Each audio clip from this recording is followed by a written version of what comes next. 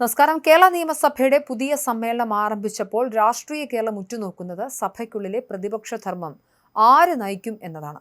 നിയമസഭാ തെരഞ്ഞെടുപ്പിലെ അപ്രതീക്ഷിത തിരിച്ചടിക്ക് പിന്നാലെ CPM പ്രതിപക്ഷ നിരയിലേക്ക് മാറിയെങ്കിലും സഭയിലെ ആദ്യത്തെ 2 ദിവസങ്ങളിലും രാഷ്ട്രീയമായ ആക്രമണങ്ങൾ സംഘടിപ്പിക്കുന്നതിൽ പ്രതിപക്ഷം പൂർണ്ണമായും പാടുന്ന കാഴ്ചയ്ക്കാണ് സഭ സാക്ഷ്യം വഹിച്ചത്. ആദ്യ അടിയന്തര പ്രമേയ അവതരണാനുമതി ചർച്ചയിൽ പ്രതിപക്ഷത്തെ മലർത്തിയടിച്ച് മുഖ്യമന്ത്രി VD സതീശൻ ഭരണപക്ഷത്തിനു വേണ്ടി രാഷ്ട്രീയമായി സ്കോർ ചെയ്തപ്പോൾ യഥാർത്ഥ പ്രതിപക്ഷ ധർമ്മം ആരേറ്റെടുക്കുമെന്ന ചോദ്യമാണ് ഇപ്പോൾ ഉയരുന്നത്. ഇടതുപക്ഷത്തിന്റെ ഭാഗത്തു നിന്നും ശക്തമായ പ്രതിരോധം ഉണ്ടാകാതിരുന്ന വേളയിൽ സഭയിലെ കൃത്യമായ ഇടപെടലുകളിലൂടെയും മൂർച്ചയേറിയ പ്രതികരണങ്ങളിലൂടെയും BJP പാർലമെന്ററി പാർട്ടി നേതാവ് BB ഗോപകുമാർ താരമായി മാറുകയാണ്. പ്രതിപക്ഷ നേതാവെന്ന നിലയിൽ CPMന്റെ പിണറായി വിജയൻ തിളങ്ങേണ്ട സ്ഥാനത്താണ് സഭയിലെ അതിശക്തമായ ഇടപെടലുകളിലൂടെ BB ഗോപകുമാർ ശ്രദ്ധാകേന്ദ്രമാകുന്നത്.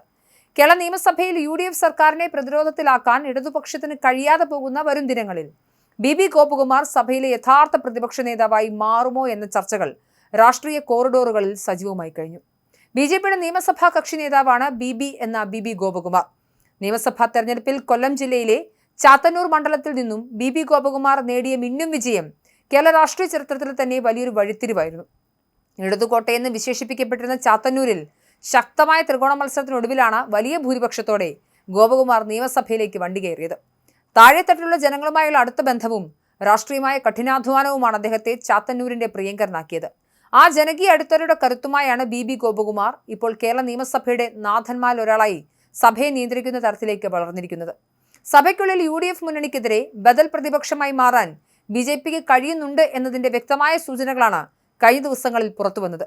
കേവലം ബഹളം വെക്കലുകൾക്കപ്പുറം കൃത്യമായ രാഷ്ട്രീയ കാഴ്ചപ്പാടോടെയും ഭരണഘടനാപരമായ വ്യക്തതയോടെയുമാണ് BJP നേതാക്കളായ BB ഗോപകുമാറും V മുരളീധരനും സഭയിൽ കാര്യങ്ങൾ അവതരിപ്പിക്കുന്നത്.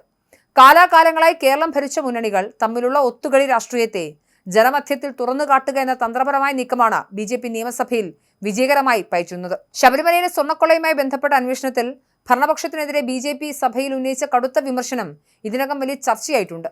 സ്വർണം കട്ടവൻ ആരപ്പ, സഖാക്കളാണേ അയ്യപ്പ എന്നായിരുന്നു തെരഞ്ഞെടുപ്പ് കാലത്ത് UDFന്റെ പ്രധാന പ്രചരണ ആയുധം.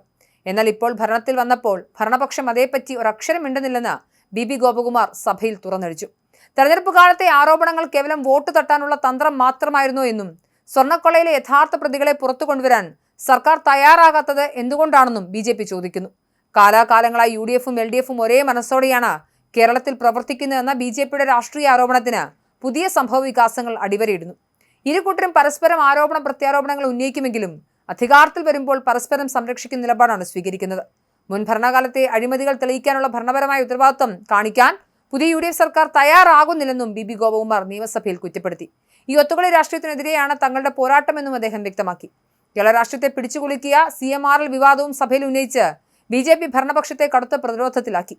CMRL വിഷയത്തിൽ മുഖ്യമന്ത്രി VD സതീശന്റെ യഥാർത്ഥ നിലപാട് എന്താണെന്ന് വ്യക്തമാക്കണമെന്നും BB ഗോപകുമാർ ആവശ്യപ്പെട്ടു. രാഷ്ട്രീയ രംഗത്ത് പൊതുവെ നിലപാടുകളുടെ രാജകുമാരൻ എന്നാണ് VD സതീശനെ വിശേഷിപ്പിക്കുന്നത്.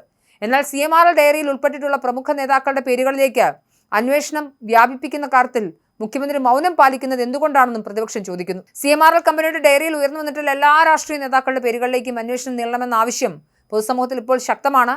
ഈ സാഹചര്യത്തിൽ നിലപാടുകളുടെ രാജകുമാരൻ എന്ന് സ്വയം വിശേഷിപ്പിക്കുന്ന മുഖ്യമന്ത്രി ഈ വിഷയത്തിൽ തന്നെ കൃത്യമായ നിലപാട് സഭയെ അറിയിക്കുമെന്ന് നന്നായിരിക്കുമെന്നും BB ഗോപകുമാർ പരിഹസിച്ചു.